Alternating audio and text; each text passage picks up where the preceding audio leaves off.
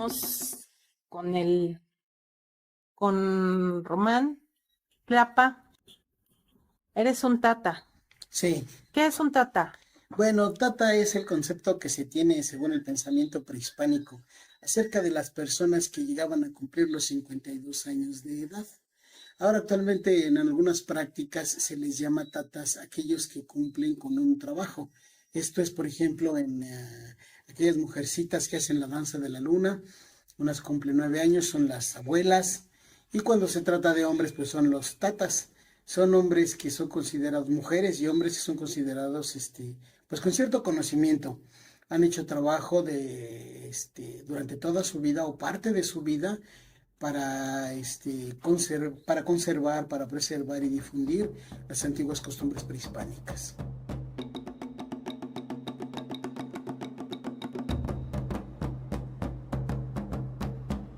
Había un lugar en del 1 al 13. Así se dividía el universo para ellos, el pensamiento, ¿no? Del 1 al 13 estaba el lugar, el rumbo hacia el Omeyocan, y del 1 al 9 hacia abajo estaba el Mictlán.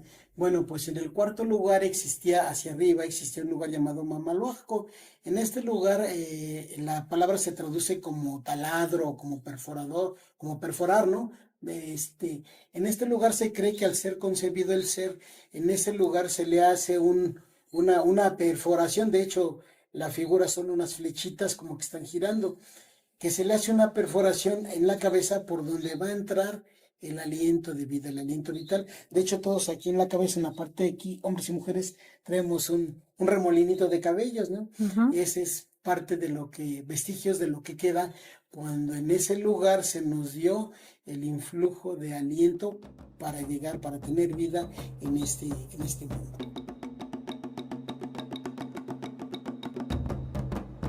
Si un ser va a ser un rey, ¿en qué medida determina la persona, la madre o el ¿Qué padre va a ser rey? que va a ser rey o simplemente tiene que ver con el momento? No, sí tiene que ver. Y lo que va a influenciar para que este personaje vaya a ser digamos, un mercader, un sacerdote o un guerrero, un gobernante, va a implicarse mucho bueno, lo que va a implicar va a ser el día de su nacimiento. Hay algo que se llama el Tonalamat. En este Tonalamat se cuentan los días, que son 260, lo que se concibe dentro del vientre materno, y se va a ver el día que nazca la personita. Por ejemplo, se dice en el Tonalamat que una persona que nace en el día conejo es una persona dada mucho al alcohol, a beber bastante. No, hay personas que nacen, por ejemplo, en el día Malinali. En el día Malinali son personas que están muy metidas en el aspecto de la medicina, pero en el aspecto espiritual. No es que sean médicos en sí, Ujú. sino que se meten en ese sentido de la medicina espiritual, limpias y todo este tipo de cosas. Y así sucesivamente, todo el que nazca, que en cada uno de estos días va a tener una influencia, va a tener un regente, va a tener un rincón, y se cree que viene de al nacer, viene de un punto en el universo. Esto puede ser de Tlanechpan, que es el oriente, puede ser lo que es el Cihuatlampa, el poniente, o del norte, que es el Mictlán, o del sur, que es el Huiztlampan, ¿no? Entonces, que ahí un día cuando muera ha de regresar una de estas 5 partes.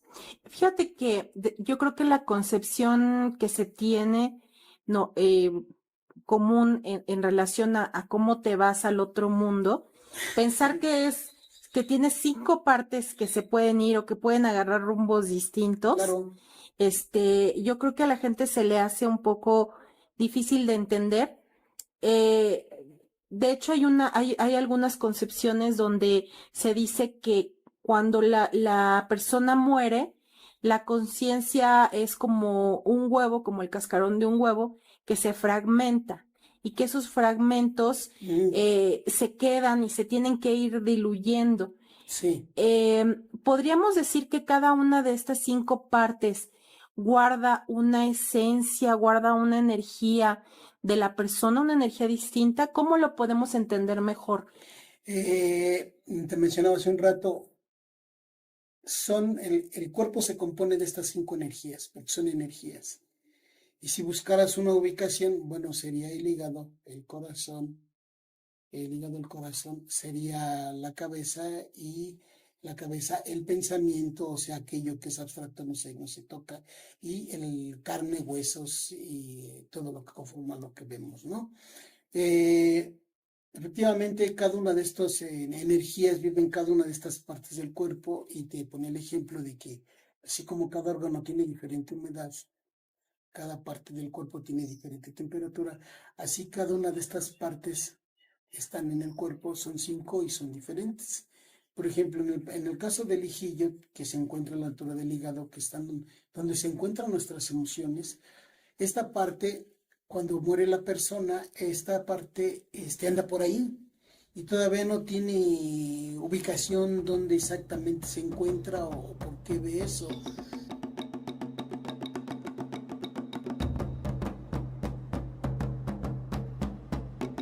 Y bueno, hoy ya que estamos cerca de fecha de Día de Muertos, vamos a platicar un poco de cómo es esta tradición, cómo se llevaba a cabo en la época prehispánica, incluso bueno, también en las diferentes etnias, ¿no? Porque los Claro, mexicas lo realizaban de una manera y cada etnia tenía sus formas. Entonces, sí. háblanos un poquito de cómo era inicialmente esta tradición aquí en la Ciudad de México, lo que era México pues, Tenochtitlan. Tenochtitlan, exacto. Sí, pues mira, yo creo que todos los pueblos han sentido esa necesidad de saber qué es la muerte, de qué pasa, ¿no? Después de que cuando cesan todas las funciones y no se sabe más. Bueno, para nuestros ancestros era muy importante, había 13 partes en su vida de un guerrero que tenía que celebrar 13 ceremoniales. Entre ellos el último era la muerte. Cada una de estas etapas el guerrero se iba preparando. Se iba preparando. La muerte no era el final de todo.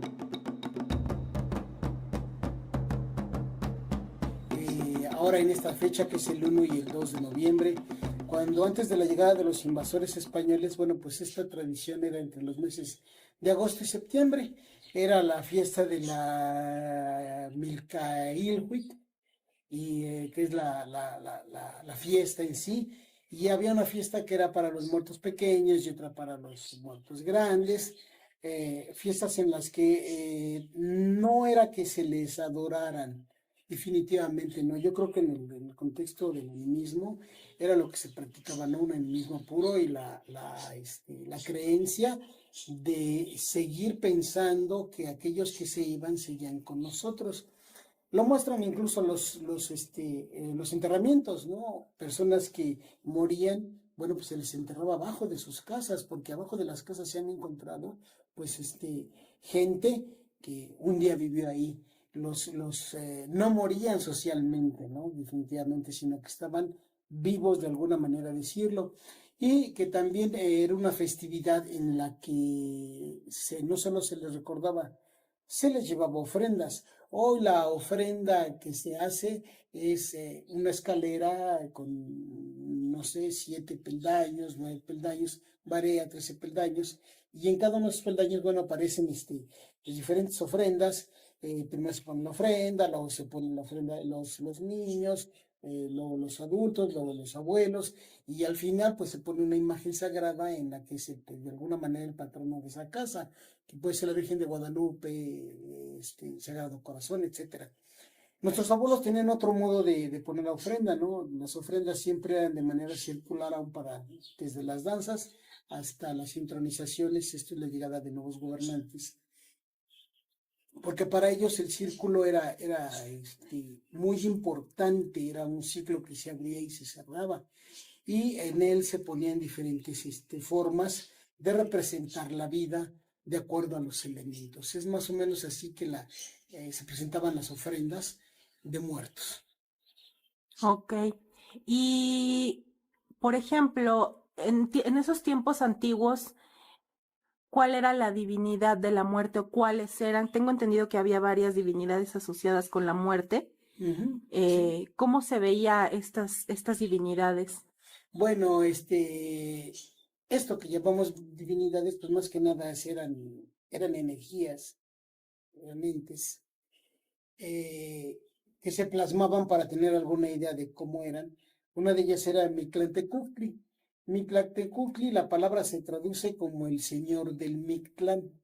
Ahora, la palabra Mictlán se traduce como el lugar donde se siembra. Mi de mili, siembra. Se es la partícula que une y tlán es el lugar donde se siembra. ¿Qué es el lugar donde se siembra? Bueno, donde se siembran los huesos. Esto es donde se entierran. Y en ese lugar reinaba Mictlantecutli con su dualidad, que era Mictlancíhuatl. A esto hay unas otras formas como Tezcatlipoca, que también, bueno, pues vestía, hay unos códices donde aparece con un chalequillo y ahí en osamentas tiene huesos. Mictlantecutli, también es Tlalzoteo, la comedora de inmundicias, por ser parte de la tierra, están relacionadas con la muerte.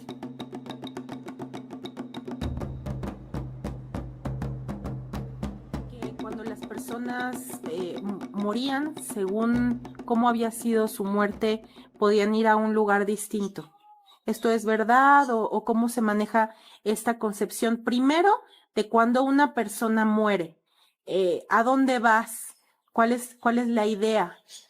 Bueno, mira, sí, efectivamente, comentaba en otro momento contigo que el cuerpo no se componía para nuestros ancestros de cuerpo, alma y espíritu, una trinidad, sino se conformaba de 5 partes. Estas 5 partes era le llaman Tlajqueje o el que posee un cuerpo, el Teyolia, que si querías verlo de alguna manera o buscar una ubicación, estaría en el hígado, el teyolia que se encontraba en el corazón y el tonali que estaba aquí representado en la cabeza y el mati que es el pensamiento. Estas 5 partes conformaban el cuerpo humano y cada una de estas iban a un lugar después de la muerte. Los ceremoniales eran muy estrictos, por ejemplo, si se moría un guerrero en batalla, bueno, se le hacía una fiesta, una ceremonia en la que se le despedía, ¿sí? Y esta fiesta duraba 40 días, y luego se hacía otra que duraba 80 días, y después se le hacía una tercera que sería hasta el año. O sea, era una a 40 días, 80 días y una al año. A esto se le llama levantamiento de sombra, ¿sí? Y este levantamiento de sombra era una cada año hasta el cuarto. ¿Por qué hasta el cuarto? Porque se cree que uno de estos entes de los que está conformado el cuerpo humano descendía al Mictlán y pasaba por 9 lugares que alguna manera, forma más adelante los vamos a explicar. Estos seres, este ser descendía al Mictlán y lo que duraba allá abajo eran 4 años, por eso se le hacía una fiesta cada 4 años. De ahí los que morían en batalla subían convertidos en colibríes y iban a acompañar al sol en cada amanecer hasta el cenit, hasta el centro, y de ahí lo recibían las mujeres muertas en parto y lo descendían al Mictlán, donde se cerraba un ciclo, empezaba y se volvía a cerrar. Así era la vida de estos guerreros. Aquellos que morían por ejemplo, de vejez, de muerte natural, pues ellos sí descendían al Mictlán y era donde quedaban.